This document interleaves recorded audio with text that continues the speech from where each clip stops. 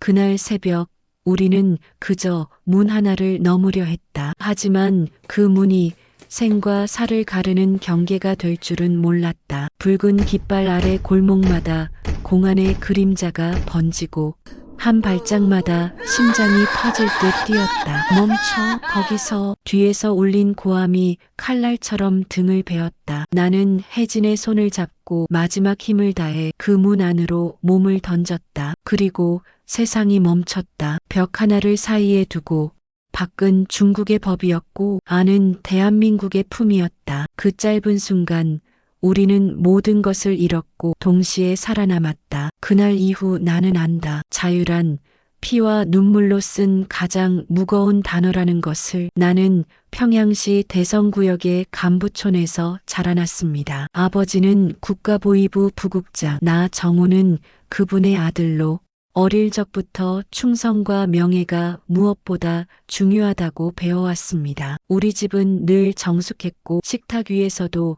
정치 이야기가 빠지는 법이 없었습니다. 당의 의도를 먼저 생각하라. 그것이 아버지가 늘 하시던 말씀이었지요. 나는 사람의 감정보다 조직의 결심이 앞서야 한다고 배웠습니다. 그래서일까요? 늘 사람들과 일정한 거리를 두고 살아왔습니다. 학교에서도 동무들 사이에서도 말수가 적었고 그저 아버지의 그림자 속에서 조용히 지냈습니다. 하지만 그해 평양의 하늘이 유난히 붉게 물들던 가을, 내 인생의 모든 질서가 흔들리기 시작했습니다. 그녀를 처음 본 날은 어느 가을 오후였습니다. 대동강변의 은행잎이 바람에 부딪혀 금빛으로 흩날렸고 단풍잎들이 물결 위를 천천히 흘러가고 있었습니다. 나는 대학의 문학토론회에 참석하러 갔던 길이었습니다. 그녀는 리에진이라는 이름을 가진 사범대 예비과 여학생이었죠. 하얗게 웃는 얼굴, 그러나 눈빛은 이상하리만큼 깊었습니다. 그 속엔 억눌린 마음,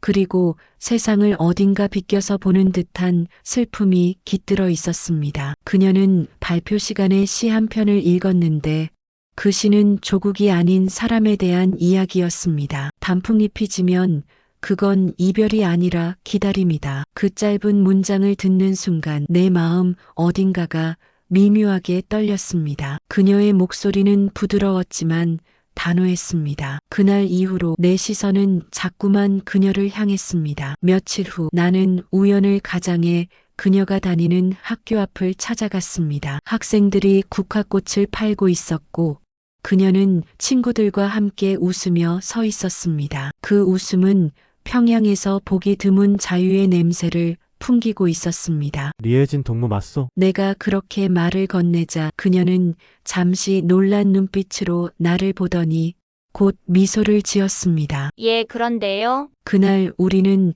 장마당 뒤에 허름한 국수집으로 갔습니다. 나는 처음으로 간부촌의 구역방, 서민들이 모이는 거리의 냄새를 맡았습니다. 기름 냄새, 숯불 냄새, 삶은 콩비지 냄새가 한데 뒤섞여 있었지요. 뜨거운 육수에 김이 올라오고 삶은 국수가 그릇 안에서 둥글게 말려 있었습니다. 이런 데는 처음이요? 그녀가 물었습니다. 나는 잠시 머뭇거리다 고개를 끄덕였습니다. 예, 아버지께서 늘 이런 곳은 가지 말라 하셨소. 그녀가 조용히 웃었습니다. 그럼 오늘은 첫날이겠네요. 이런 데서 먹는 국수가 세상에서 제일 맛있소. 그녀는 젓가락을 들어 한 가닥의 국수를 내 그릇 위에 올려주었습니다. 그 순간 내 마음 한켠이 녹아내렸습니다. 그저 따뜻한 육수 한 모금에 지금껏 배운 모든 교양이 무의미하게 느껴졌습니다. 그 후로 우리는 자주 만났습니다. 학교 도서관, 대동강 둔치 혹은 장마당의 구석길. 그녀는 늘 조용히 말을 아꼈지만 가끔 내게 눈을 맞추며 묻곤 했습니다. 정호 동무는 꼭 아버지처럼 되고 싶소? 그 질문은 나를 멈칫하게 했습니다. 나는 평생 그렇게 되어야 한다고만 배워왔는데 그녀는 그걸 물었습니다. 그게 진짜 내 삶이냐고 묻는 눈빛이었지요. 어느 날 우리는 인민문화궁전 뒤편의 골목길을 걸었습니다. 가로등 불빛이 희미하게 비치고 멀리서 순찰대의 호각 소리가 들려왔습니다. 그녀가 갑자기 내 팔을 잡았습니다. 쉿, 저기 순찰대 있어. 같이 다니면 안 좋게 볼 거요. 나는 숨을 죽이고 그녀의 손을 꼭 잡았습니다. 그 짧은 순간 그 어떤 교양도 규율도 그녀의 손끝 온기 앞에서는 무너졌습니다. 그날 밤 평양의 하늘은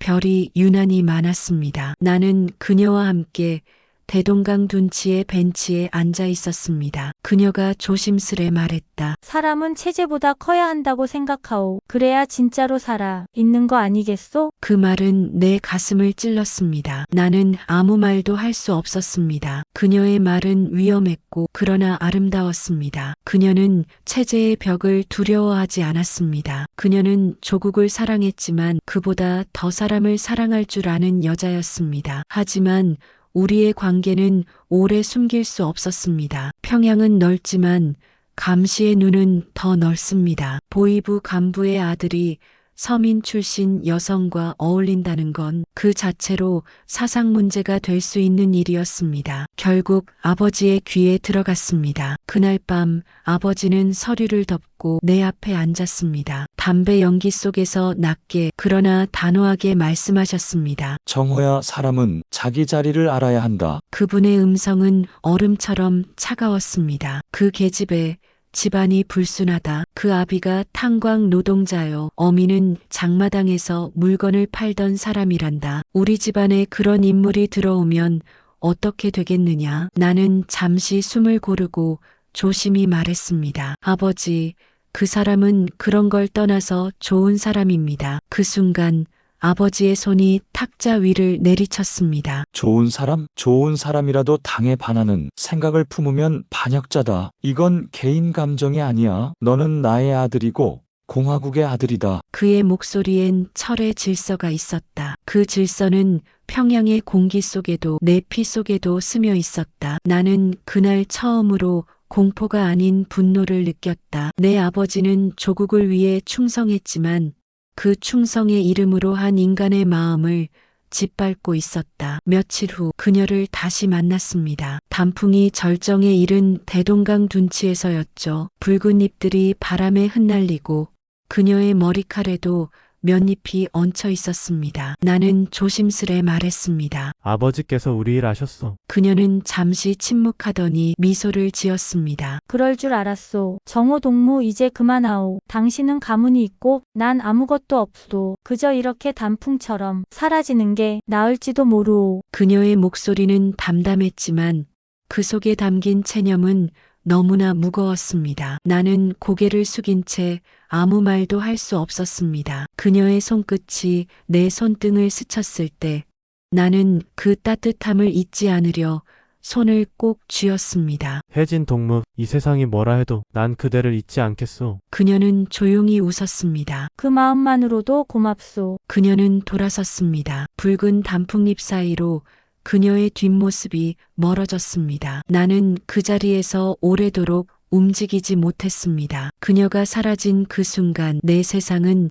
처음으로 조용한 공백이 되었습니다. 그날 이후 나는 학교에도 집에도 마음을 두지 못했습니다. 아버지는 나를 더욱 단속했고 보위부 경비원들이 나의 동선을 감시하기 시작했습니다. 그들의 시선은 차갑고 그들의 발자국은 무거웠습니다. 밤마다 대동강 둔치에 서서 붉은 단풍이 흩날리는 물결을 바라보았습니다. 그 물결 끝 어딘가에서 그녀의 목소리가 들려오는 것 같았습니다. 단풍잎이 지면 그건 이별이 아니라 기다림이요. 그 말이 내 가슴을 쳤습니다. 그녀는 사라졌지만 나의 세상은 이제 되돌릴 수 없었습니다. 그때는 몰랐습니다. 그 기다림이 내 인생을 송두리째 바꿔놓을 것이라는 걸. 그녀가 사라진 지 한 달쯤 되었을 때였습니다. 평양의 겨울은 유난히 일찍 찾아왔고 바람은 살을 애듯 매서웠습니다. 그런데 그날 밤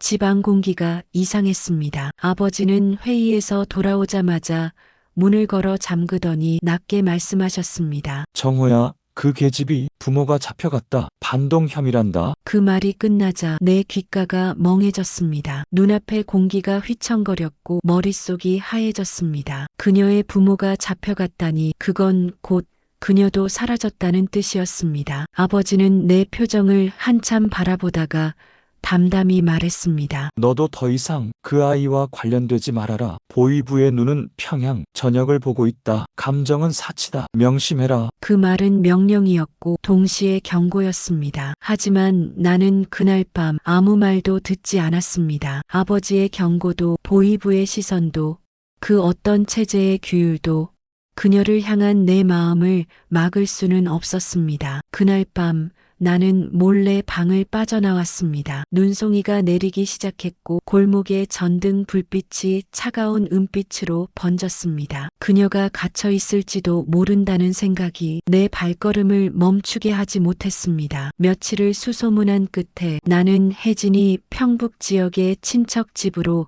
피신했다는 소식을 들었습니다. 그 길은 멀고 험했습니다. 평양에서 압록강 변 신의주까지 기차와 트럭 걸음으로 이어가는 길, 신분증 검열이 잦았고 보위부 순찰이 곳곳을 뒤덮고 있었습니다. 나는 모자를 눌러쓰고 군복상의 한 벌에 신문지로 감싼 가방 하나를 들었습니다. 정호란 이름 대신 익명의 그림자가 되어 걷고 있었습니다. 그 시각 평양의 한 보위부 청사에서는 불빛이 꺼지지 않았습니다. 내 아버지, 보위부 국장은 내 방을 찾아 들어가 옷장과 책상을 하나하나 뒤졌다고 합니다. 그는 말없이 담배를 피우며 부하에게 지시했습니다. 신의주, 해산, 회령, 국경 일대 모두 통보하라. 정호가 강으로 향할 가능성이 있다. 그 녀석을 찾으면 즉시 보고하라. 내 아들이라 해도 법 앞에 예외는 없다. 그의 눈빛은 차가웠지만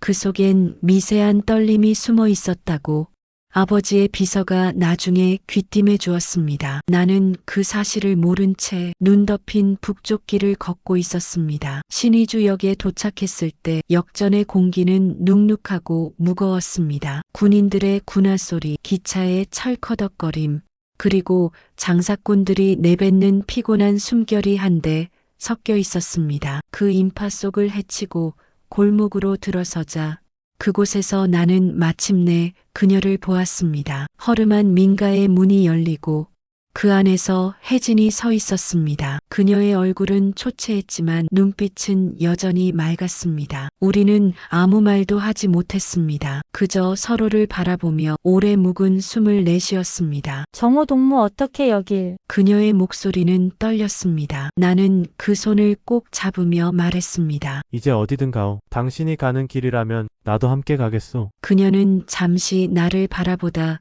조용히 고개를 끄덕였습니다. 그럼 압록강으로 갑시다. 오늘 밤이 기회요. 그날 밤 우리는 달빛 아래로 걸었습니다. 압록강은 얼음 조각처럼 차갑게 반짝였고 강 저편에는 중국의 희미한 불빛이 깜빡이고 있었습니다. 겨울밤의 공기는 살을 애는 듯 차가웠고 숨을 쉴 때마다 입김이 허공에 부서졌습니다. 산비탈을 내려가는 길은 미끄러웠습니다. 저 멀리 순찰대의 손전등 불빛이 어둠을 가르며 움직였습니다. 정호 동무 저기 순찰대요 숨읍시다. 그녀의 속삭임에 우리는 바위 뒤에 몸을 숨겼습니다. 눈발이 휘날리고 순찰병의 군화가 눈 위를 밟는 소리가 가까워졌습니다. 누구야? 소리 났지 않소? 그 순간 나는 그녀의 손을 꽉 쥐었습니다. 그녀의 손끝이 차가웠지만 이상하게 따뜻했습니다. 순찰병이 멀어지자 우리는 다시 걸음을 옮겼습니다. 혜진 동무 후회하지 않겠소? 그녀는 잠시 나를 바라보다가 조용히 말했습니다. 후회라니요. 이미 우리 둘 다 되돌아갈 길이 없잖소. 드디어 강가에 닿았을 때 얼음 사이로 물이 흐르는 소리가 들렸습니다. 달빛이 강 위를 비추자 그 길이 은빛처럼 반짝였습니다. 그녀가 낮게 말했습니다. 이제 건너야 합니다. 가운데는 물이 흐르오. 조심해야 하오. 나는 그녀를 먼저 내려보냈습니다. 그녀의 발이 얼음 위에 닿는 순간 삐걱하는 소리가 들렸습니다. 나는 숨을 죽이고 뒤따랐습니다. 얼음은 우리 발밑에서 불안하게 울었고 바람이 세차게 불며 눈발이 휘날렸습니다. 그 속에서 그녀의 옷자락이 펄럭였습니다. 그 순간 얼음이 쩍하고 갈라졌습니다. 혜진이 비명을 지르며 균형을 잃었습니다. 나는 반사적으로 그녀의 팔을 붙잡았습니다. 차가운 물이 튀었고 살을 베는 듯한 냉기가 몸을 덮쳤습니다. 정호 동무, 놓치면 안 돼요. 안 놓소. 절대로 안 놓을 거요. 그 짧은 순간 우리 둘은 목숨을 걸고 서로를 붙잡고 있었습니다. 눈발이 몰아치고 얼음 조각들이 깨지며 강물이 휘몰아쳤습니다. 나는 있는 힘을 다해 그녀를 끌어올렸습니다. 그녀가 겨우 얼음 위로 올라왔고 우리는 숨을 헐떡이며 서로를 껴안았습니다. 조금만 더 가면 살 수 있어. 강을 건너자. 눈 덮인 산비탈이 펼쳐졌습니다. 멀리서 개 짖는 소리와 총성이 울려 퍼졌습니다. 순찰대가 우리를 눈치챈 것이었습니다. 우리는 있는 힘을 다해 달렸습니다. 눈은 깊었고 발이 빠질 때마다 넘어졌지만 멈출 수는 없었습니다. 숨이 턱에 닿을 즈음 산 아래쪽에서 희미한 불빛이 보였습니다. 그곳에는 중국 조선족 농가가 있었습니다. 문을 두드리자 낯선 사내가 나왔습니다. 그는 잠시 우리를 훑어보더니 낮은 목소리로 말했습니다. 어서 들어오. 다쳤겠소. 여기선 오래 있지 말아야 하오. 그날 밤 우리는 낡은 아랫목에 나란히 앉았습니다. 그녀의 손이 내 손 위에 얹혔습니다. 정호 동무 우리 살아서 여길 건넜소. 나는 그 말을 듣는 순간 눈물이 핑 돌았습니다. 혜진 동무, 이제 진짜 세상이 기다리고 있을 거요. 누구의 감시도 명령도 없는 세상 말이요. 그녀는 미소를 지었습니다. 그 세상에 우리 같이 갈 수 있을까요? 나는 고개를 끄덕였습니다. 그럼요. 이제 우린 같은 길을 걷는 동무요. 그녀의 머리가 내 어깨에 기댔습니다. 창밖엔 바람이 울고 눈이 조용히 내리고 있었습니다. 그날 밤 우리는 처음으로 진짜 자유의 숨을 쉬었습니다. 그러나 그 자유는 아직 완전하지 않았습니다. 중국의 새벽은 차가웠고 우리 앞엔 더 넓고 험한 세상이 기다리고 있었습니다. 압록강을 건넌 지 사흘째 되던 날 우리는 길림성 외곽의 조선족 마을에 도착했습니다. 낡은 농가 앞에서 발걸음을 멈춘 순간 온몸이 얼어붙은 듯 했습니다. 눈 덮인 지붕 아래 낯선 땅의 공기는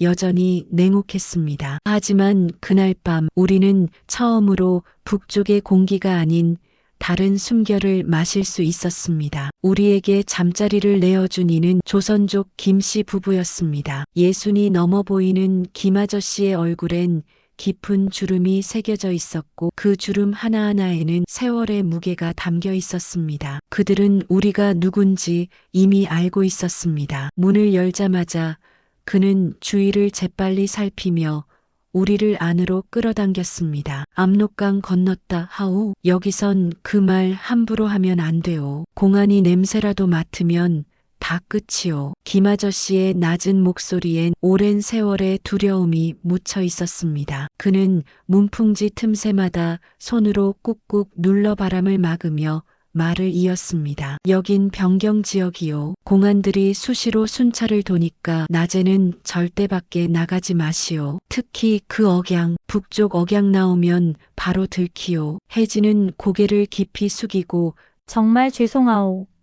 하고 말했습니다. 그러자 김아주머니가 낡은 솜니부를 내주며 조용히 웃었습니다. 그녀의 미소엔 슬픔과 이해가 뒤섞여 있었습니다. 사람이 살려고 오는 게 죄가 되겠소. 하지만 오래 있진 말아요. 우리도 위험하니까요. 그 말이 내 가슴을 쳤습니다. 살려고 오는 게 죄가 되겠소. 그 말이 그날 밤 내겐 기도처럼 들렸습니다. 우리는 조심스럽게 방으로 들어갔고 그 좁은 공간에서 처음으로 등을 펼 수 있었습니다. 혜진은 벽에 기대앉아 작은 한숨을 내쉬었습니다. 그녀의 손은 여전히 떨리고 있었습니다. 며칠이 지나며 우리는 조금씩 그곳의 리듬에 익숙해졌습니다. 나는 새벽 4시에 일어나 김아저씨의 밭일을 도왔고 그 대가로 하루 2끼의 식량을 얻었습니다. 겨울밭은 얼어붙어 있었지만 비닐하우스 안에 배추를 옮기거나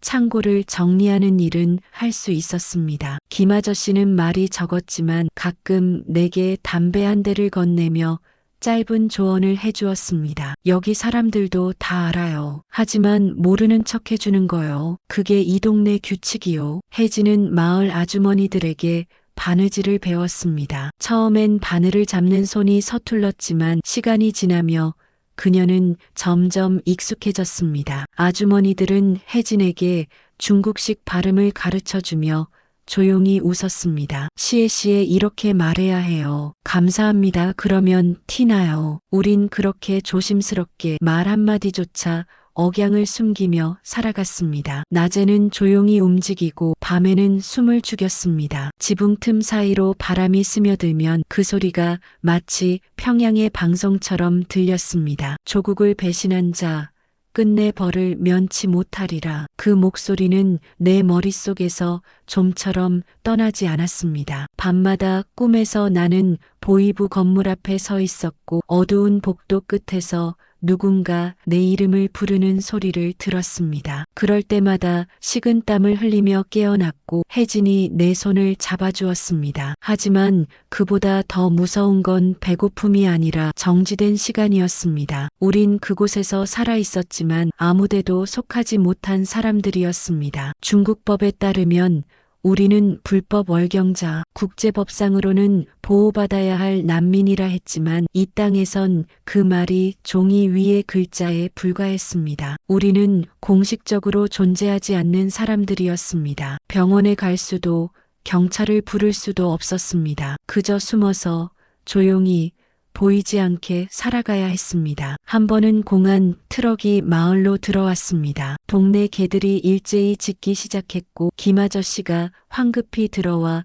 우리를 흔들어 깨웠습니다. 빨리 창고로. 우린 신발도 제대로 신지 못한 채 뒷문으로 뛰어나가 창고 뒤편 건초 더미 사이로 몸을 숨겼습니다. 차가운 바닥에 엎드린 채 우리는 숨을 죽였습니다. 창문 틈으로 보이는 검은 제복, 차가운 눈빛, 그리고 마을을 천천히 걸어가는 발소리. 공안들은 집집마다 문을 두드리며 무언가를 확인했습니다. 김 아저씨의 목소리가 들렸습니다. 평소보다 더 크고 떨리는 목소리였습니다. 예, 아무도 없어요. 우리 둘뿐입니다. 그들이 지나가는 동안 나는 한 걸음도 움직일 수 없었습니다. 혜진이는 내 손을 꼭 잡았습니다. 그녀의 손끝이 떨리고 있었지만 그 떨림 속엔 아직 살고자 하는 의지가 있었습니다. 우리는 그렇게 2시간 가까이 숨어 있었습니다. 트럭 엔진 소리가 멀어지고 나서도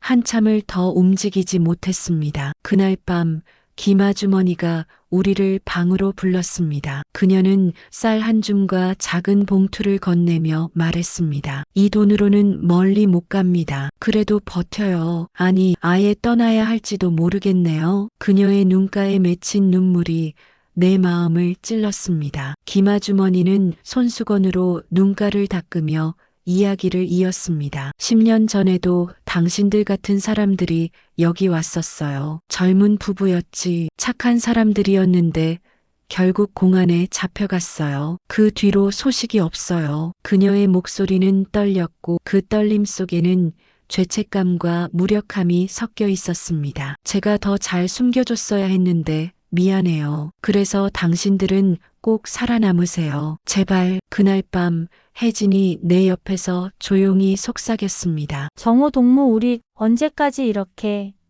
숨어만 있어야 할까요?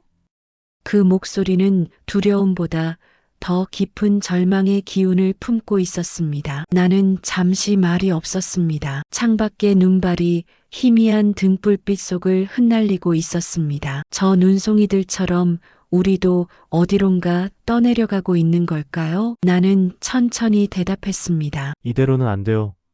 우린 결국 가야. 하오. 끝까지. 그녀는 내 말을 듣고 눈을 감았습니다. 그리고 길게 숨을 내쉬었습니다. 그 말 기다리고 있었어요. 저도 알았어요. 여기 남으면 결국 잡힌다는 걸. 그 짧은 대화 속에서 우리는 이미 결심을 나눴습니다. 한국으로 가는 길 돈도 브로커도 보증인도 없지만 남은 한 길이 있었습니다. 영사관, 그곳만이 우리에게 남은 유일한 문이었습니다. 하지만 그 문 앞에는 중국 공안의 눈, 감시, 카메라, 그리고 수많은 절망의 그림자가 깔려 있었습니다. 영사관에 들어가려면 공안을 피해 베이징이나 선양까지 가야 했고 그 길은 수천 킬로미터에 달했습니다. 기차를 타려면 신분증이 필요했고 걸어가자니 너무 멀었습니다. 브로커를 믿자니 돈이 없었고 믿을 수도 없었습니다. 그럼에도 불구하고 우리는 선택해야 했습니다. 살기 위해서, 사람답게 숨쉬기 위해서 우린 다시 한번 목숨을 걸어야 했습니다. 그날 밤 우리는 김 아저씨의 낡은 지도 위에 손가락으로 길을 그렸습니다. 지도는 누렇게 발에 있었고 곳곳에 얼룩이 져 있었습니다. 여기서 하얼빈 쪽으로 그리고 남쪽으로 내려가면 선양이 나옵니다. 김 아저씨는 고개를 저으며 말했습니다. 그 길은 쉽지 않소. 검문이 많고 추적도 심하오. 하지만 당신들 눈빛을 보니 말려도 소용없겠구려. 그는 서랍을 뒤져 낡은 목도리와 모자를 꺼냈습니다. 그리고 작은 종이 쪽지에 무언가를 적어내게 건넸습니다. 이 주소로 가면 내 친척이 있소. 말은 안 통해도 이 종이만 보여주면 알아들을 거요. 하루 정도는 쉴 수 있을 거요. 감사합니다. 정말 은혜를 어떻게 갚아야 할지. 은혜는 무슨. 우리도 옛날엔 쫓기던 사람들이었소. 다만 살아남으시오. 그게 은혜 갚는 거요. 김아주머니는 작은 보따리에 떡 몇 개와 삶은 달걀을 넣어 주었습니다. 그녀는 혜진의 손을 꼭 잡으며 말했습니다. 몸 조심하세요. 그리고 꼭 한국 가거든 편지 한 통만 보내줘요. 그럼 제가 밤에 편히 잘 수 있을 것 같아요. 혜진은 고개를 끄덕이며 눈물을 흘렸습니다. 나는 그 목도리를 혜진의 목에 둘러주며 마음속으로 다짐했습니다. 이번엔 반드시 살아남겠다. 설령 끝이 보이지 않아도 그 끝까지 가보겠다. 그리고 우리는 다시 밤길로 나섰습니다. 달빛이 눈 위에 떨어져 은빛길을 만들고 있었습니다. 발소리가 눈 속에 묻히며 작은 소리를 냈습니다. 뒤돌아보니 김 아저씨 부부가 문 앞에 서서 우리를 바라보고 있었습니다. 그들은 손을 흔들지 않았습니다. 다만 조용히 긴 시간 동안 우리를 지켜보고 있었습니다. 그 길은 어쩌면 우리를 구원으로 이끌지도 혹은 또 다른 절벽으로 데려갈지도 몰랐습니다. 그러나 확실한 것은 단 하나 멈추면 다시 돌아갈 곳은 없다는 것이었습니다. 우리는 발걸음을 재촉했습니다. 어둠 속에서 혜진의 숨소리가 들렸고 나는 그 소리를 따라 걸었습니다. 저 멀리 지평선 너머 아직 보이지 않는 자유를 향해 우리는 다시 한번 살기 위해 걷기 시작했습니다. 우리가 길림성을 떠난 건 달이 뜨기 직전이었습니다. 눈발이 흩날리는 새벽, 조선족 김 아저씨는 낡은 자전거를 밀며 우리를 길 끝까지 배웅해 주었습니다. 그의 입김이 하얀 연기처럼 공중에 흩어졌고 그 모습이 마치 우리를 따라오는 유령처럼 보였습니다. 이제부턴 내 힘이 미치지 못하오. 남쪽으로 최대한 눈에 띄지 않게 가시오. 그의 목소리는 낮았지만 마음속엔 무언가 떨림이 있었습니다. 오랜 세월 이런 사람들을 보내왔지만 그는 여전히 익숙해지지 못한 것 같았습니다. 나는 고개 숙여 인사했습니다. 정말 고맙소. 언젠가 다시. 그럼 말하지 마오. 그 언젠가는 너무 멉니다. 오늘 살아남는 것 그게 전부요. 그의 마지막 말이 바람에 섞여 들려왔습니다. 김 아저씨는 주머니에서 작은 봉투를 꺼내 내 손에 쥐어주었습니다. 이게 전부요. 많진 않지만 차비라도 되겠지. 나는 봉투를 받으며 목이 메었습니다. 그 안에는 낡은 지폐 몇 장과 동전들이 들어 있었습니다. 아마도 그들의 한 달 생활비였을 것입니다. 이건 너무 과분하오. 과분하긴 목숨값에 비하면 새 발의 피지. 가시오. 더 있으면 공안이 의심해요. 우리는 김 아저씨에게 깊이 절을 했습니다. 그는 손을 저으며 자전거를 돌렸고 어둠 속으로 천천히 사라졌습니다. 우리는 그의 등이 보이지 않을 때까지 서서 바라보았습니다. 우리는 버스 정류장 대신 화물 트럭 밑에 몸을 숨겼습니다. 기름 냄새와 얼음 바람이 뒤섞인 공간, 엔진의 진동이 온몸을 흔들었습니다. 금속 바닥은 얼음처럼 차갑고 매연이 목을 따갑게 찔렀습니다. 혜진은 떨리는 손으로 내 손목을 붙잡고 있었습니다. 그 손끝에 닿는 체온이 유일한 생존의 증거처럼 느껴졌습니다. 트럭은 몇 시간을 달렸습니다. 중간에 2번 멈췄는데 그때마다 우리는 숨을 죽이고 움직이지 않았습니다. 한 번은 검문소를 통과할 때였습니다. 공안의 목소리가 들렸습니다. 어디 가는 거요? 하얼빈에서 선양까지 물건 실어 나르는 거요. 화물칸 열어보시오. 그 순간 내 심장이 멎는 줄 알았습니다. 혜진이 내 손을 더 세게 움켜쥐었습니다. 손전등 불빛이 화물칸을 비추는 소리. 우리는 상자 더미 뒤에 숨어 호흡조차 멈췄습니다. 됐소. 가시오. 문이 다시 닫혔고 트럭이 다시 움직이기 시작했습니다. 나는 그제야 숨을 내쉬었습니다. 혜진의 얼굴은 새하얗게 질려 있었고 그녀의 이마엔 식은땀이 맺혀 있었습니다. 창문 틈으로 스치는 표지판에 선양 80km라는 글자가 보였습니다. 우리가 향하는 곳은 그 남쪽 그곳에 있는 한국 영사관이었습니다. 그러나 그 문은 누구에게나 열려있는 문이 아니었습니다. 특히 우리 같은 사람에게는 그 문으로 향한다는 것 자체가 곧 목숨을 내거는 일이었습니다. 선양 근처에 다다랐을 때 우린 잠시 허름한 여관방에 몸을 숨겼습니다. 방은 좁았고 벽지는 곳곳이 찢어져 있었습니다. 창문엔 철창이 있었고 복도에선 술 취한 사람들의 고함 소리가 들렸습니다. 문틈으로 새어드는 불빛조차 무서워 방 안의 전등도 켜지 못했습니다. 밖에선 자동차 소리 그리고 간간히 들려오는 공안 차량의 경적이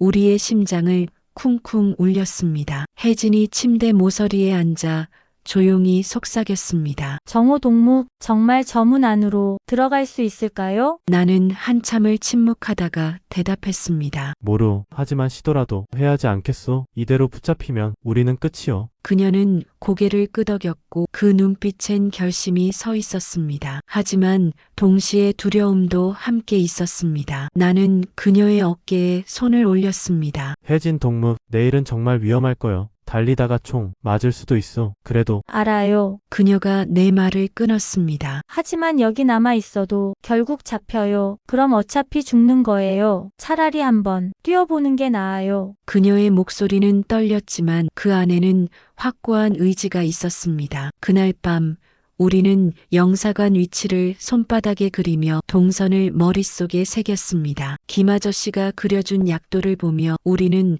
거리 이름과 건물의 특징을 외웠습니다. 화평대로를 따라 남쪽으로 가면 큰 은행 건물이 나온다. 거기서 오른쪽으로 꺾으면 담장이 보인다. 우리는 그 길을 수십 번 머릿속으로 걸었습니다. 문 앞까지 가면 곧장 뛰어. 뒤돌아보면 안 돼요. 공안이 총을 들어도 멈추지 말고. 내가 그렇게 말하자 혜진이 조용히 내 손을 꼭 쥐었습니다. 정호 동무, 만약 우리가 들어가면 거기선 다시 이름을 불러도 될까요? 진짜 이름으로요? 그 말에 나는 가슴이 먹먹해졌습니다. 북에서는 서로를 동무라 불렀고 중국에서는 가짜 이름으로 살았습니다. 진짜 이름을 크게 부를 수 있는 날이 올까요? 그래요. 거기선 마음껏 불러도 돼요. 정호라고 혜진이라고. 그녀는 미소 지었습니다. 오랜만에 보는 진짜 미소였습니다. 좋네요. 그럼 연습 한번 해볼까요? 뭘요? 정호야. 그 한마디가 내 가슴을 뭉클하게 만들었습니다. 동무가 아닌 야로 끝나는 호칭, 그것은 남과 북의 차이이자 자유와 억압의 차이였습니다. 혜진아. 우리는 서로를 바라보며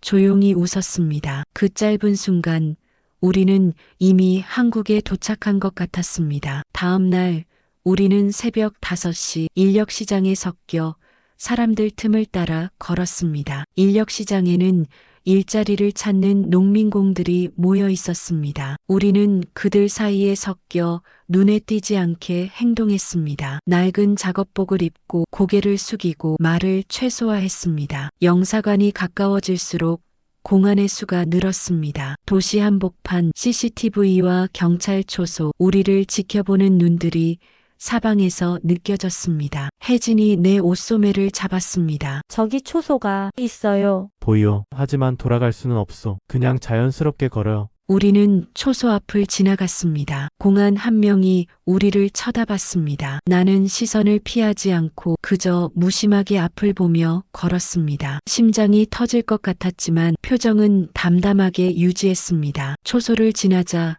혜진이 작게 한숨을 쉬었습니다. 다행이에요. 아직 아니요. 이제 시작이요. 마침내 도로 건너편 철문과 높은 담장이 눈에 들어왔습니다. 그곳엔 푸른색과 빨간색이 섞인 깃발이 바람에 펄럭이고 있었습니다. 태극기였습니다. 대한민국 영사관, 우리가 살아 돌아갈 수 있는 유일한 문. 담장 앞에는 공안 차량 한 대가 주차되어 있었고 경비원 2명이 서 있었습니다. 그들은 영사관을 주시하고 있었습니다. 우리 같은 사람들을 막기 위해서였습니다. 나는 혜진에게 속삭였습니다. 저 차가 움직이면 그때 뛰어요. 준비됐어? 예, 준비됐어요. 그녀의 손이 차갑게 식어 있었습니다. 나는 그 손을 꼭 잡았습니다. 잊지 마시오. 무슨 일이 있어도 절대 멈추지 마시오. 그 순간 공안 차량 한 대가 골목으로 들어왔습니다. 경비원들이 그쪽을 보았습니다. 바로 지금이었습니다. 혜진이 놀란 듯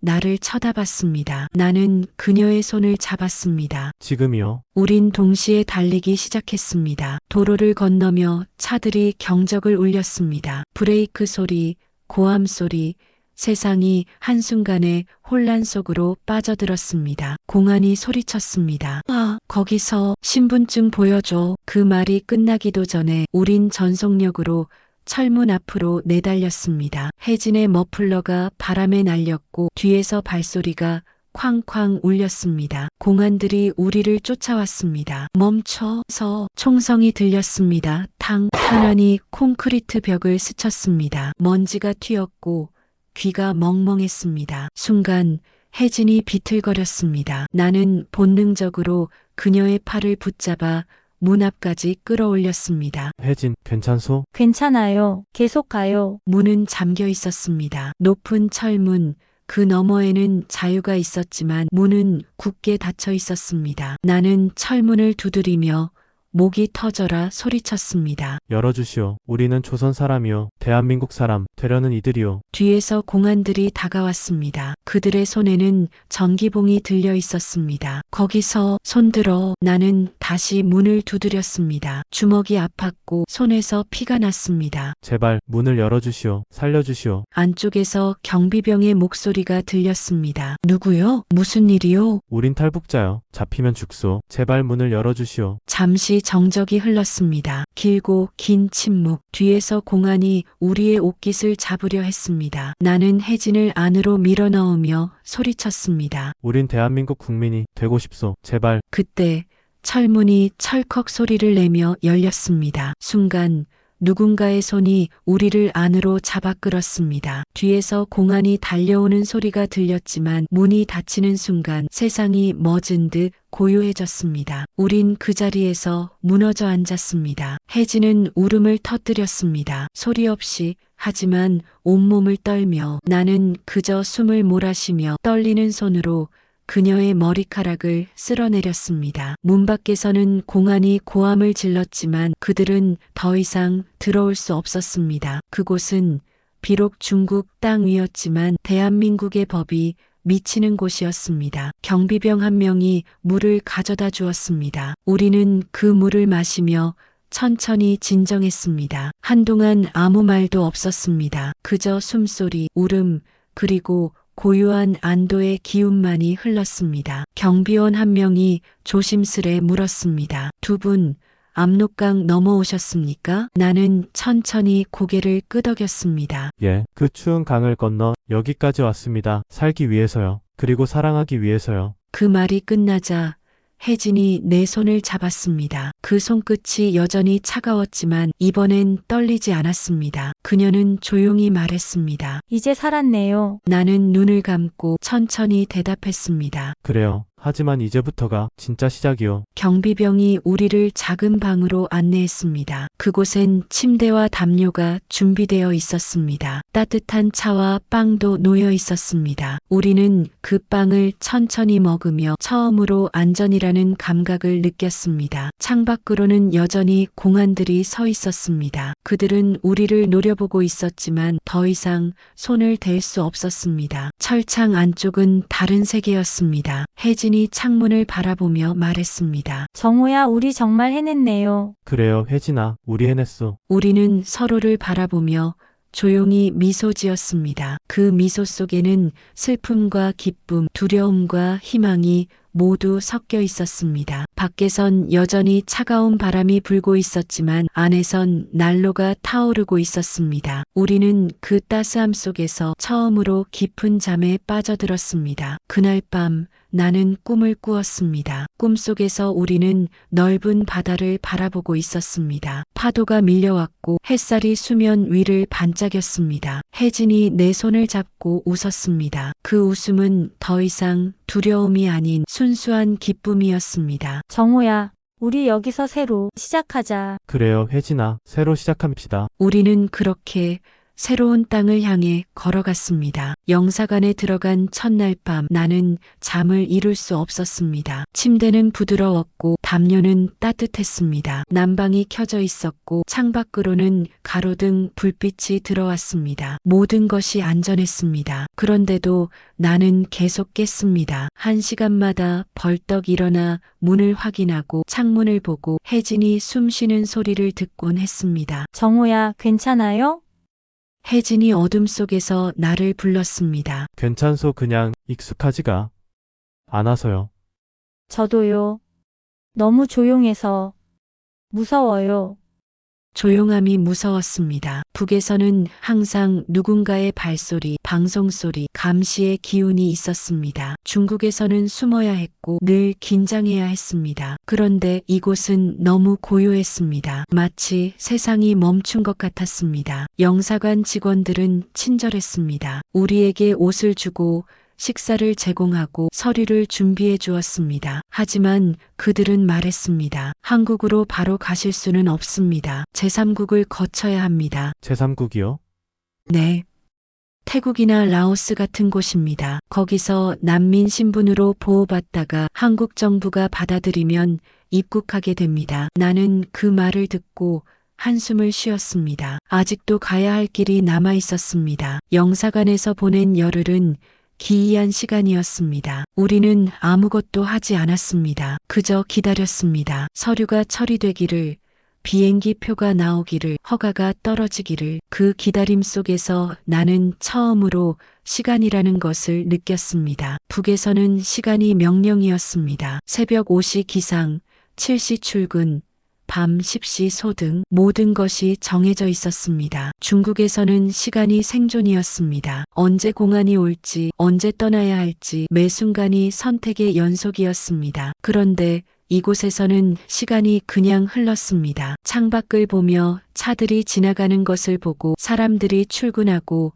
퇴근하는 것을 보고 해가 뜨고 지는 것을 보았습니다. 나는 그저 바라볼 뿐이었습니다. 참여하지 않고 관찰만 했습니다. 혜진은 내 옆에 앉아 말했습니다. 정호야, 우리 정말 자유로워진 걸까요? 왜 그런 말을? 모르겠어요. 안전하긴 한데 뭔가 이상해요. 마치 우리가 여기 있는 게 아니라 걸려 있는 것 같아요. 그녀의 말이 정확했습니다. 우리는 자유로웠지만 동시에 공중에 떠 있는 것 같았습니다. 북도 아니고 중국도 아니고 한국도 아닌 어딘가 우리는 사이에 있었습니다. 어느 날 밤 나는 거울 앞에 섰습니다. 거울 속에 내 얼굴은 낯설었습니다. 수염이 자라 있었고 눈가에 주름이 깊어져 있었습니다. 언제 이렇게 늙었을까요? 정호.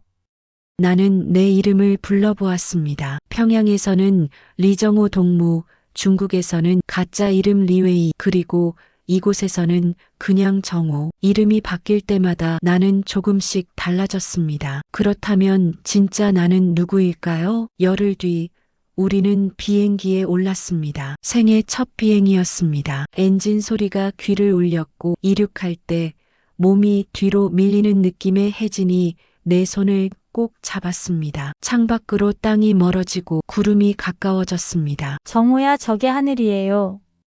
혜진의 목소리는 떨렸습니다. 우리는 구름 위를 날고 있었습니다. 저 아래 어딘가에는 압록강이 있고 우리가 걸었던 눈밭이 있고 우리가 숨었던 창고가 있을 것입니다. 하지만 이제 그것은 너무 멀었습니다. 비행기는 몇 시간을 날아 방콕에 도착했습니다. 문이 열리는 순간 뜨거운 공기가 얼굴을 때렸습니다. 북의 추위도 중국의 차가운 바람도 아닌 습하고 뜨거운 열기. 나는 그 공기를 들이마시며 생각했습니다.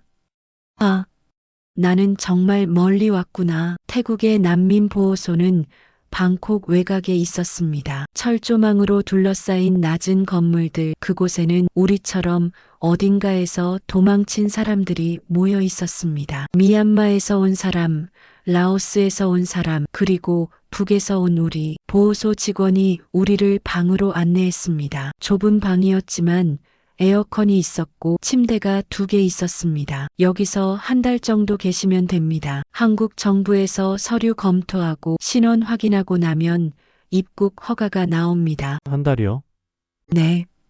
길면 2달도 걸립니다. 또다시 기다림이었습니다. 태국에서의 날들은 느렸습니다. 아침에 일어나면 식당에서 밥을 먹고 낮에는 그늘 아래 앉아 있었습니다. 할 일이 없었습니다. 책을 읽거나 다른 사람들과 이야기하거나 그저 시간이 지나가기를 기다렸습니다. 어느 날 나는 다른 탈북자를 만났습니다. 나보다 나이가 많은 남자였습니다. 그는 담배를 피우며 말했습니다. 형제, 한국 가면 다 잘 될 거라고 생각하지 마시오. 무슨 말씀이요? 한국은 복잡해요. 자유롭긴 한데 그게 또 무섭거든요. 모든 걸 스스로 결정해야 해요. 일도 집도 돈도. 북에선 국가가 다 정해줬잖소. 나쁘긴 했어도 편하긴 했지. 나는 그 말을 듣고 뭐라 대답할 수 없었습니다. 형제는 뭐 하려고 한국 가오? 글쎄요, 아직 모르겠소. 그냥 살고 싶소. 사람답게. 그는 쓴웃음을 지었습니다. 사람답게 좋은 말이지. 근데 그게 뭔지 아직도 모르겠어요. 한국 간 지 5년 됐는데도. 그는 담배를 비벼 끄고 자리를 떴습니다. 나는 그의 뒷모습을 보며 불안해졌습니다. 밤마다 나는 꿈을 꾸었습니다. 평양의 거리를 걷는 꿈, 어머니가 부르는 꿈, 보이부 앞에 선 꿈. 어떤 날은 행복한 꿈이었고 어떤 날은 악몽이었습니다. 깨어나면 이불이 땀에 젖어 있었습니다. 혜진이 내 등을 쓰다듬으며 말했습니다. 정호야, 괜찮아요. 이제 안전해요. 알아요. 근데 머리로는 알아도 몸이 모르는 것 같소. 저도요. 저도 밤마다 꿈을 꿔요. 공안한테 쫓기는 꿈이요. 우리는 서로를 안고 다시 잠들었습니다. 하지만 편안하진 않았습니다. 한 달이 지나고 드디어 통보가 왔습니다. 한국 입국이 승인되었습니다. 일주일 후 인천공항으로 가실 수 있습니다. 그 말을 들은 순간 혜진이 울음을 터뜨렸습니다. 나는 그저 멍하니 서 있었습니다. 기쁨보다는 막연함이 먼저 왔습니다. 드디어 한국이구나. 비행기가 인천공항에 착륙했습니다. 바퀴가 활주로에 닿는 순간 기내에 박수 소리가 울렸습니다. 우리와 함께 온 다른 탈북자들도 울고 웃었습니다. 나는 창밖을 보았습니다. 회색 하늘, 깨끗한 건물들, 그리고 한글로 쓰인 표지판. 대한민국에 오신 것을 환영합니다. 그 문구가 눈에 들어왔습니다. 나는 가슴이 벅차올랐습니다. 공항 밖으로 나가자 정부 관계자들이 우리를 기다리고 있었습니다. 그들은 우리를 버스로 안내했습니다. 지금부터 하나원으로 가십니다. 거기서 3개월 동안 교육받으시면 됩니다. 하나원이요?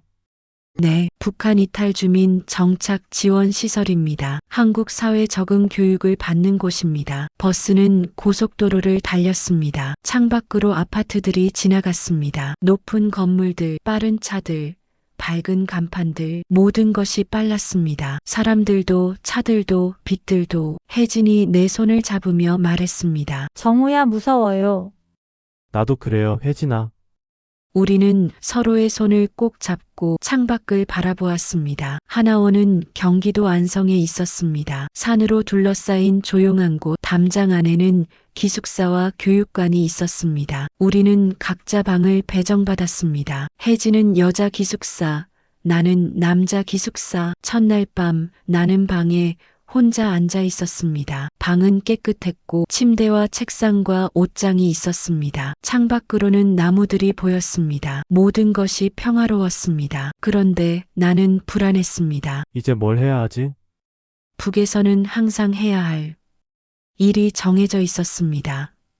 출근하고 당 학습하고 배급받고 중국에서는 생존이 목표였습니다. 숨고 피하고 도망치고 그런데 이곳에서는 아무도 나에게 명령하지 않았습니다. 당신이 원하는 대로 하세요. 그 말이 가장 무서웠습니다. 교육은 다음 날부터 시작되었습니다. 오전에는 한국 사회 이해 교육, 오후에는 직업 훈련. 우리는 한국의 법, 경제, 문화를 배웠습니다. 선생님들은 친절했지만 내용은 낯설었습니다. 여러분, 한국은 자본주의 사회입니다. 모든 것이 시장 경제로 돌아갑니다. 시장 경제요?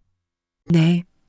일하면 돈을 받고 그 돈으로 원하는 걸 사고 저축하고 투자합니다. 국가가 배급해주지 않습니다. 나는 고개를 끄덕였지만 이해되지 않았습니다. 또 다른 시간에는 인권에 대해 배웠습니다. 여러분은 이제 자유롭습니다. 원하는 곳에 가고 원하는 말을 하고 원하는 사람을 만날 수 있습니다. 자유, 그 단어가 계속 나왔습니다. 하지만 그 단어가 무엇을 의미하는지 나는 여전히 몰랐습니다. 어느 날 심리 상담 시간이 있었습니다. 상담사가 조용히 물었습니다. 정호 씨, 한국에 와서 어떠세요? 좋습니다. 안전하고 평화롭고. 그런데 표정이 어두워 보이는데요. 나는 한참을 침묵하다가 대답했습니다. 제가 뭘 잃어버린 것 같아요. 무엇을요? 모르겠습니다. 가족도 아니고 친구도 아니고 그냥 뭔가 제 안에 있던 게 사라진 것 같아요. 상담사는 고개를 끄덕였습니다. 정체성의 상실이에요. 많은 탈북자분들이 느끼는 감정입니다. 북한 사람도 아니고 한국 사람도 아닌 느낌, 그 사이에 있는 느낌. 맞습니다. 바로 그거예요. 시간이 필요해요. 천천히 새로운 정체성을 만들어가는 거예요. 정호 씨만의. 나는 그 말을 듣고 조금 위안을 받았습니다. 저녁 시간 나는 혜진을 만났습니다. 우리는 하나원 뒤편 벤치에 앉아 하늘을 보았습니다. 별이 많았습니다. 정호야, 별. 보이지? 평양에서 봤던 별이랑 같을까? 같을 거요. 별은 어디서나 같잖소. 혜진은 미소 지었습니다. 그러게요.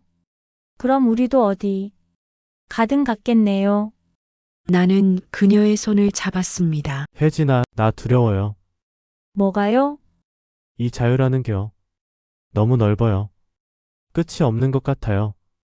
북에선 담장 안에 갇혀 있었고 중국에선 숨어 있었어요. 그런데 여기선 아무 벽도 없어요. 그게 무서워요. 혜진은 내 어깨에 머리를 기댔습니다. 저도 무서워요. 근데 우리 같이 있잖아요. 같이 무서워하면 덜 무섭지 않을까요?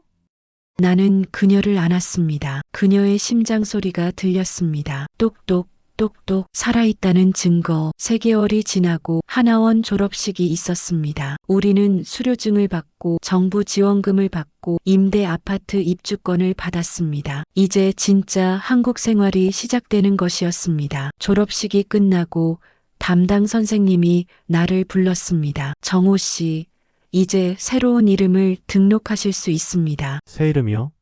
네. 많은 분들이 남한식 이름으로 바꾸세요. 사회 적응에 도움이 됩니다. 나는 잠시 생각했습니다. 이름을 바꾼다. 리정호가 아닌 다른 이름. 아니요. 그냥 정으로 살겠습니다. 성은요? 리씨 대신 이씨로 하겠습니다. 이정우. 선생님은 미소 지었습니다. 좋은 선택이에요. 나는 서류에 사인했습니다. 이정호, 새로운 이름이자 낡은 이름. 나는 여전히 나였지만 동시에 새로운 사람이었습니다. 하나원을 떠나는 날 혜진과 나는 버스 정류장에 섰습니다. 그녀도 이름을 바꿨습니다. 김혜진에서 김혜진으로, 성은 그대로, 이름도 그대로. 하지만 모든 것이 달랐습니다. 정호야, 서울 가서 뭐 할 거예요? 모르겠어요. 일단 일 찾고 작은 방 얻고 그 다음은 그때 생각해야죠. 저도요. 버스가 왔습니다. 우리는 버스에 올랐습니다. 창밖으로 하나원이 멀어졌습니다. 그곳에서 보낸 3개월은 짧았지만 그 시간 동안 우리는 많은 것을 잃고 얻었습니다. 서울로 가는 길, 나는 창밖을 보았습니다. 고속도로, 산, 강, 그리고 도시, 이 모든 것이 이제 내 삶의 무대였습니다. 나는 주머니에서 작은 종이를 꺼냈습니다. 김 아저씨가 준 주소였습니다. 나는 그 주소를 보며 다짐했습니다. 언젠가 꼭 편지를 쓰겠소. 우리가 살아있다고, 잘 지내고 있다고. 그리고 나는 눈을 감았습니다. 자유는 무거웠습니다. 잃어버린 것들의 무게, 새로 얻은 것들의 무게, 그리고 앞으로 만들어가야 할 것들의 무게. 그 모든 것이 내 어깨에 올려져 있었습니다. 하지만 나는 걸어가기로 했습니다. 무거워도, 두려워도, 외로워도. 왜냐하면 이제 나는 자유인이니까. 그리고 자유인은 스스로의 길을 만들어가는 사람이니까. 서울의 어느 작은 방에서 정호는 창밖을 바라봅니다. 밤하늘에는 별이 없지만 불빛들이 반짝입니다. 그는 노트북을 열고 천천히 타자를 칩니다. 김 아저씨께 저희는 잘 살고 있습니다.